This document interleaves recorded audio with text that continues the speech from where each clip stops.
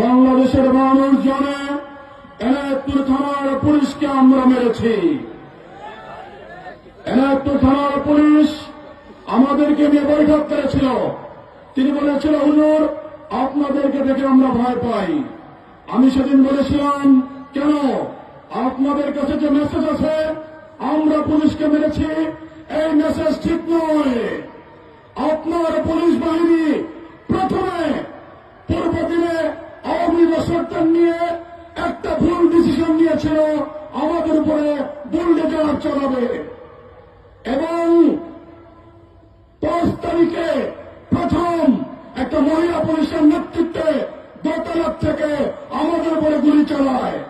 এটার প্রতিবাদে আমরা শুধু নয়, তৌহিদি জনতা, সর্বস্তরের জনতা বাধ্য হয় প্রতিবাদ করতে। সেই প্রতিবাদের কারণেই 17 জন পুলিশকে জীবন দিতে হয়েছে। কিন্তু আমার এনায়তপুরের 4 তাজা প্রাণ শাহাদাত বরণ করেছে। আমি আজকে মঞ্চ থেকে বাংলাদেশের পুলিশ বাহিনীকে দীপ্ত কণ্ঠে জানিয়ে দিতে চাই, সেদিনের সেই সময়কে ভুলে যান। আগামী দিন ইসলামের দিন, বাংলাদেশ খেলাফত মজলিসের দিন, খেলাফত রাষ্ট্রের দিন। অতএব মুসলমান হিসেবে আগামী দিনে নৈতিক দায়িত্ব নিয়ে আপনারা আপনাদের দায়িত্ব পালন করবেন। আপনারা আমাদের সাথে থাকবেন, আপনারা আপনাদের সাথে থাকবো।